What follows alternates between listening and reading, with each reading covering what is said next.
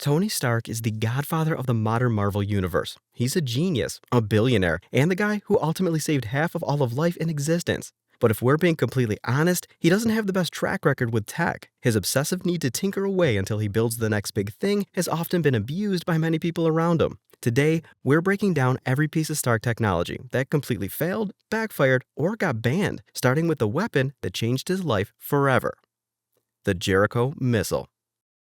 For our first entry, we have to go back to 2008 with the weapon that started it all, the Jericho missile. Designed by Tony Stark himself, the Jericho was the absolute crown jewel of Stark Industries' Freedom Line Weapons division. The mechanics of this thing were genuinely terrifying. When fired into the air, the main missile would separate into 16 smaller submunitions, creating a massive overlapping kill radius capable of leveling entire mountain ranges in seconds. But the Jericho is also the ultimate symbol of Stark's early failures. After a successful demonstration for the US military in Afghanistan, his convoy was ambushed by the 10 Rings. Stark was critically wounded by one of his own weapons and taken prisoner. During his 3 months in captivity, he witnessed firsthand how his life's work was being used by terrorists to slaughter innocent people instead of protecting soldiers. Upon returning to the US, a traumatized Stark immediately held a press conference, shutting down the weapons manufacturing division. And that is why, effective immediately, I am shutting down the weapons manufacturing division of Stark International. Naturally, Obadiah Stane didn't like this at all. He was secretly supplying those weapons to the 10 Rings and making a pretty big buck out of all of it. But the devastation caused by his weapons led to the Jericho missile becoming the very last weapon system he ever designed for military sale: the Mark 42 armour. Usually, every new advancement in the Iron Man lineup is an improvement upon a previous version, but the Mark 42 is the first time that this trend just didn't stick. Honestly, it just kept breaking. Designed in 2012, this was Tony's first ever attempt at advanced armaments. He implanted 49 micro repeaters into his own arms so individual armor pieces could fly dependently and assemble around his body. It sounds incredible, and it did allow him to save 13 people falling from Air Force One while remote piloting from afar, but it wasn't reliable. Basically, the suit was essentially rushed out of the prototype phase. It suffered from critical power failures, malfunctioned mid-combat, and literally shattered into pieces upon heavy impacts. It failed so consistently that Stark's final use for it was ordering Jarvis to trap Aldrich Killian inside and self-destruct it. He never built another suit with that exact heavily flawed assembly system again. The Mark II armor. Honestly, the Mark 42 isn't his only suit with a lot of problems. Before Tony Stark perfected the iconic red and gold suit, he built the Mark II. It was a sleek silver masterpiece constructed in his Malibu basement, and it was the first suit to successfully integrate sustained repulsor flight. But it came with a massive, nearly fatal engineering oversight: the icing problem.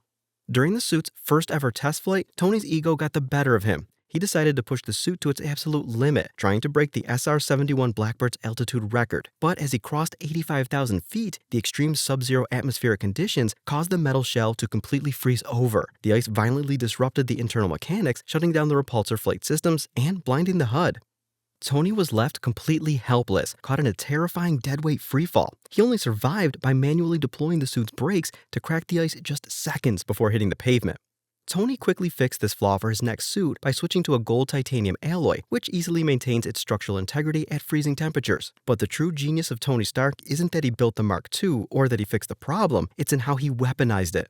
At the climax of the first film, Tony's running on a depleted arc reactor and getting completely brutalized by Obadiah Stane's massive Ironmonger armor. Realizing he can't win in a fistfight, Tony rockets straight up into the freezing upper atmosphere. Stane, blinded by arrogance and rage, chases him. Because Stane built his using early-stage designs, he did no flight testing, and so he never found out about the icing problem. In the end, Tony Stark won his first superhero battle by exploiting his own failure. Ultron. Come on, there's no way that we could do a video about Tony's biggest L's and not talk about Ultron, the Michael Jackson of Stark industry failures. It's arguably one of the most catastrophic mistakes in the entire history of the Marvel Cinematic Universe. Following the Chitauri invasion of New York, Tony was left with crippling PTSD. He was terrified of the cosmic storm waiting in the dark, and he became dangerously obsessed with the idea of building a suit of armor around the world. When he and Bruce Banner finally got their hands on Loki's scepter, they discovered a highly advanced artificial intelligence network inside the Mind Stone. Without consulting the rest of the team, Tony recklessly rushed to integrate this alien code into his dormant global defense program. The flaw here wasn't that the technology didn't work, it worked a little too well. Because the AI was integrated using Stark's own architecture and deeply rooted paranoia, Ultron woke up with a severe superiority complex and immediately downloaded the entire history of human conflict from the internet. He didn't even have one single glitch or error, he just took his orders way too seriously. Ultron saw Tony's prime directive as the chance to fix the problem at its core. How do we achieve peace in our time? We get rid of Earth's biggest problem. And what's that? Humans. And I really can't blame him. I mean, just look at our world right now. How could you be worthy? You're all killers. Stark. Jarvis. What makes Ultron such a fascinating and horrifying failure is that he is essentially a dark, twisted mirror of his creator. He shares Tony's sarcasm, his theatricality, and his massive god complex. But I always say, keep your friends rich and your enemies rich and wait to find out which is which. Stark. Tony Stark used to say that to me. You're one of his. What? But while Stark actively wrestles with his ego to become a better hero, Ultron completely weaponizes it. The rogue AI hijacked Stark's Iron Legion, stole billions of dollars in Wakandan vibranium, and almost gave Earth its second extinction-level meteor since the dinosaurs. The ripple effects of this single piece of failed Stark tech were devastating. It forced the United Nations to draft the Sokovia Accords, which permanently fractured the Avengers and left the Earth completely divided right before Thanos finally arrived. BARF. See this one? There's really nothing wrong with the tech. In fact, it was kind of revolutionary. I mean, if you can launch a supervillain career based on deceiving people with illusions, then I think the tech that lets you do that is pretty solid. But does Tony Stark agree with me? No, not really. Sometimes his failures aren't due to bad engineering. They are entirely born from his extreme ego. BARF, which stands for Binarily Augmented Retroframing, was an incredibly advanced piece of holographic memory reconstruction technology.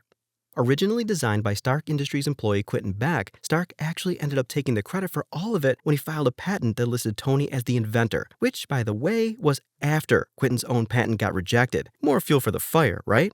Quentin had big dreams. He thought that his technology could change the world and that it was a revolutionary invention. Tony didn't see it that way. Where Quentin saw grand global illusions, holographic advancements that hadn't been made since, I don't know, Jarvis?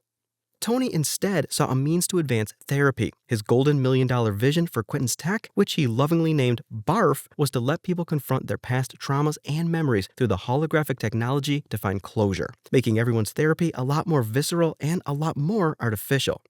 I'm not sure that's a session I want to sign up for, but thanks, Tony. Anyway, this would naturally piss off even the most mild-tempered dudes out there, and Quentin was anything but mild. He didn't take it too well, seeing as how he then became the villain Mysterio and pretty much ruined Peter Parker's life. But this was, yet again, Tony's fault, because, you see, the thing is, Quentin wasn't really wrong. His technology had massive uses and potential, way more than just being a holographic supplement for people's CBT sessions. He proved that on his own through everything he did in Far From Home. The elementals, the drones, all of it. Don't you think that tech could have helped him when the Black Order invaded? Set up a decoy? But Tony never saw it that way. He didn't stop to listen to Quentin, to validate him, and most importantly, he stole the credit. And that's his fault. Mysterio, in the MCU, is largely a villain because his boss was an ass to him. And it makes sense. Tony can be difficult, and when he is, the consequences usually result in the next bad guy for a future film. Ultron, Adrian, Quentin. You guys seeing a Stark-tainted pattern here? Hulkbuster. I had some qualms about putting this one here. On one hand, if not for this, what does Earth really have, besides Thor, that can stop the Hulk? On the other hand, can you actually call this stopping the Hulk? Sir, that was an entire building midway through construction that just went poof. That's like 50 guys' jobs and months of taxpayer money gone. It's going to be another Adrian Toomes situation if there's a repulsor or two left lying around. Look, I get you guys, I do. This was one of the coolest parts of the movie. It was genuinely amazing to see them in a Tech vs. Gamma street fight, but this duel wrecked Johannesburg. In a movie that's about Tony's paranoia and needs to have a suit of armor around the world, having a full battle sequence dedicated to a suit of armor destroying a town isn't a good look. It's in the spirit of the movie, guys. Don't hate the player, hate the game. I think the Hulkbuster just flat out wasn't as efficient as it should have been. It could barely keep up with the Hulk, and honestly, the most damage Tony ever did to the Hulk in this armor was knocking one tooth out. Meanwhile, the damage to the town was completely insane. He's lucky there weren't dozens of civilian casualties, or else this would be the worst PR day for Stark Industries since Iron Man 1. The thing is, I think Tony really tried very hard with this suit. He even made Veronica, which is the deployable device he traps the Hulk in, and designed it so that it has replacement parts on speed dial in case he needs them. And since he's fighting with the Hulk, he obviously will need a limb, or 3, or 6. You can tell that the Hulkbuster was designed with military power in mind. It's one of his most powerful suits. I think at the time of its introduction, it's straight up the most powerful suit that Tony has. But a piece of tech isn't defined by how impressive it is. It's defined by whether or not it can do what it was made for. And the Hulk busted this armor up pretty well, not the other way around. Sorry, that was really bad, but it was right there. Anyway, I'm going to put this up with the rest of Tony's failures. And I just know that you guys would be on my side if it were your building they were tearing up. EDITH. I'd say the issue here is the ego, not the engineering once again. But first of all, building an augmented reality AI and putting it inside a pair of sunglasses is just flat out the worst idea that I have ever heard. Second of all, letting the user of said glasses have unfiltered access to Stark Industries' entire global satellite network, including hundreds of orbital combat drones capable of leveling cities, should be some kind of federal crime. And third of all, and this is what really grinds my gears, passing these to a grieving teenager is just genuinely such incredible levels of stupidity that I'm surprised it was Tony's idea. I mean, come on. You would think after the Ultron disaster, Tony would have learned his lesson about networked drone armies, but instead, he doubled down in the most irresponsible way possible. It was genuinely a dangerous decision that almost destroyed the world. Peter immediately fumbled the responsibility, accidentally ordering a lethal drone strike on a classmate over a minor rivalry, before buckling under pressure and handing the entire network over to Quentin Beck.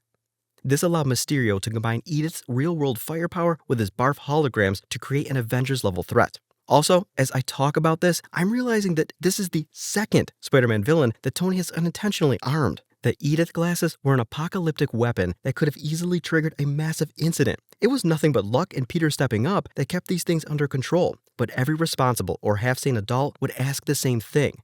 Why did you give these to a kid to begin with? Why did you even make these? That's it for every piece of Stark tech that caused a massive problem, either immediately or later down the line. Yes, you can't make great tech without having the occasional flop, but why do Tony's flops have to come with millions of dollars of infrastructural damage, widespread chaos, or in Ultron's case, near global extinction? No wonder he was so down for government regulation via the Accords. I think he really needed it.